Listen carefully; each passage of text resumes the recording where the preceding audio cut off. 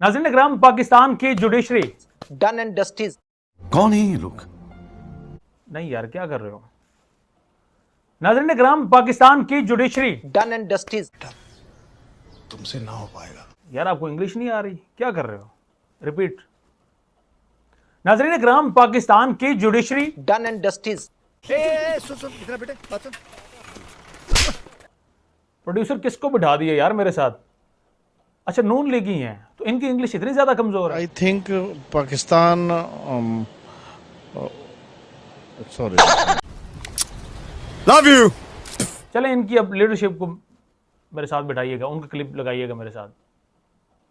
नाज़रीन इकराम, पाकिस्तान की जुडिशरी, इतनी सीरियस गुफ्तगू को मजाक बना लिया गया। लेकिन नाज़रीन इकराम, मजाक तो इस वक्त पाकिस्तान की रियासत के साथ बन चुका है। रियासत में नाज़रीन इकराम दो ही चीजें अहम समझी जाती हैं, एक जुडिशरी और दूसरा मीडिया, और दोनों ही चीजें, दोनों की ही इस वक्त आजादी जो है सल्ब कर ली गई है।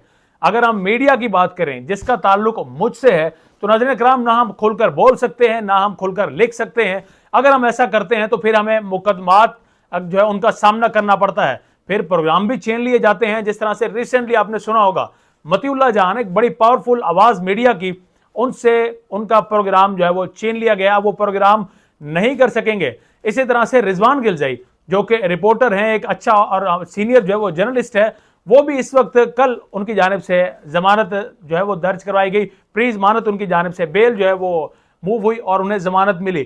तो हम मीडिया को इस तरह से जो है खुलकर बोल नहीं पा रहा, उनकी आज़ादी सल्ब की गई है। और दूसरे नंबर पर आती है जुडिशरी। अब जुडिशरी पर भी ऐसा कार्यवार किया जा चुका है कि जिससे अब जुडिशरी की आज़ादी भी सल्ब हो चुकी है। और जब ये दोनों चीज़ें एक साथ हो जाएं किसी भी रियासत में, तो फिर वहां पर जमहूरियत जो है वो यूं समझ लीजिएगा कि वो अपनी पटड़ी से उतर चुकी है। और यही कुछ हो चुका है इस वक्त पाकिस्तान में। एक चंद मखसूस अफराद का जो टोला है वो इस वक्त बरसरे इक़्तिदार है, जबकि एक ह्यूज अमाउंट पब्लिक की 80 to 85% पब्लिक जो कि इस मखसूस टोले के खिलाफ है। लेकिन उसके बावजूद भी इन फैसलों को जो कि इन मखसूस टोले की जानिब से किए जाते हैं, उन बेचारों को मानना पड़ता है। उनके घरों में जब बिजली के बिल जाते हैं तो उन्हें वो भी अदा करने पड़ते हैं। उन्हें पेट्रोलियम की मद में लेवी जो है 150-180 रुपए तक की लेवी उन्हें अदा करनी पड़ती है, सिर्फ इस वजह से क्योंकि ये मखसूस टोला अपनी ख्वाहिशात की तकमील के लिए उनका गला घोंट रहा है। लेकिन अब यहां जब बात हो रही है जुडिशरी की, हम जुडिशरी की जानिब आएंगे कि आखिर ऐसा क्या हो चुका है। इससे पहले भी आप इस वक्त देख चुके हैं कि पाकिस्तान की जुडिशरी किस नहज तक पहुंच चुकी है, खास तौर पर काजी फायज ईसा के बाद। लेकिन अब उसमें जो आखिरी कील था वो भी ठोक दिया गया है उसकी आज़ादी में। वो किस तरह से, नाज़रीन किराम, आपको याद होगा 6 जजेस ऐसे थे इस्लामाबाद हाई कोर्ट के, जस्टिस साहिबान थे, जो कि जिन्होंने सुप्रीम कोर्ट ऑफ पाकिस्तान का रुख किया। पहले खतूत लिखे गए, फिर वो खुद सुप्रीम कोर्ट ऑफ पाकिस्तान में आए, बाकायदा से उनकी जानिब से पेटिशन तक फाइल की गई और वहां पर उनके सिग्नेचर हुए। वो एक अलग बहस है कि बाद में उनकी पेटिशन भी आज तक जो है वो उसकी समाअत नहीं हुई। लेकिन वो उन 6 जजेस का मामला क्या था, जज साहबान का? किसी के घर से या तो कैमरा बरामद हो रहा था, या किसी को कोई धमकी अमेज जो है कॉल मौसूल हो रही थी, खतूत किसी को मिल रहे थे और खुलकर काम करने से रोका जा रहा था, प्रेशराइज उन्हें किया जा रहा था। लेकिन वो प्रेशर में नहीं आना चाह रहे थे। इसी वजह से उन्होंने सुप्रीम कोर्ट में उन्होंने चीफ जस्टिस काजी फायज ईसा उस वक्त थे, उन्होंने खतूत लिखे। लेकिन काजी फायज ईसा की जानिब से उस वक्त चुप साध ली गई और उनकी चुप की वजह से आज ये जुडिशरी का जो महकमा है ये भी तबाह हो चुका है। 26वीं आईनी तरमीम हुई, 27वीं आईनी तरमीम हुई, बजाय इसके कि काजी फायज ईसा सामने डटकर खड़ा होता, क्योंकि वो खुद भी एक जज था। इसके बावजूद उसने पार्लियामेंट में जाना गवारा किया, पार्लियामेंटेरियन के नीचे लगना गवारा किया। लेकिन उसने अपनी जो आज़ादी है जजेस की, जुडिशरी की, उसको उस शख्स ने कुर्बान कर दिया। और आज वो वजाहतें देता फिर रहा है कि मैंने फलां जो फैसला किया था वो फैसला इस तरह था, फलां इस तरह था। लेकिन अब उसकी वजाहतें किस काम की? अब पाकिस्तान में जो जुडिशरी के साथ जो कुछ खिलवाड़ होना था वो इस वक्त जारी और सारी है।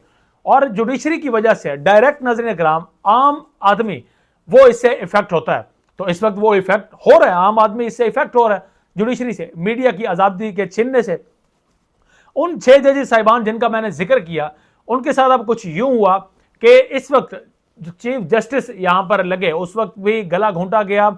जब काजी फायज ईसा गए उसके बाद मंसूर अली शाह, जस्टिस मंसूर अली शाह को चीफ जस्टिस लगना था, लेकिन उनकी जगह उनके जूनियर जस्टिस याया अफरीदी को चीफ जस्टिस लगाया गया। इस्लामाबाद हाई कोर्ट में मोस्ट सीनियर थे मोहसिन अख्तर कियानी, उनकी जगह पर सरफराज डोगर को तबादला करके यहां पर चीफ जस्टिस लगाया गया। कुछ मामला तो उस वक्त ही किए जा चुके थे।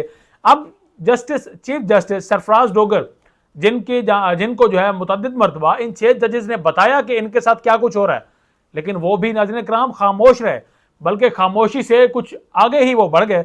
उनकी जानिब से बाकायदा से इजलास तलब करने की जो है तजवीज़ दी गई chief justice of supreme court Yahya Afridi को कि इजलास बुलाया जाए और इनको जो है किसी तरह से, वो पंजाबी में जिस तरह कहते हैं मेरे मगरू इन्होंने लाओ, इनको मेरे जो है घाटे से किसी तरह से उतारो, क्योंकि ये जब तक वहां पर बैठे हैं मैं खुलकर कुछ भी लिख नहीं पा रहा, फैसला नहीं दे पा रहा। शायद कहीं का खौफ हो या कुछ भी हो सकता है।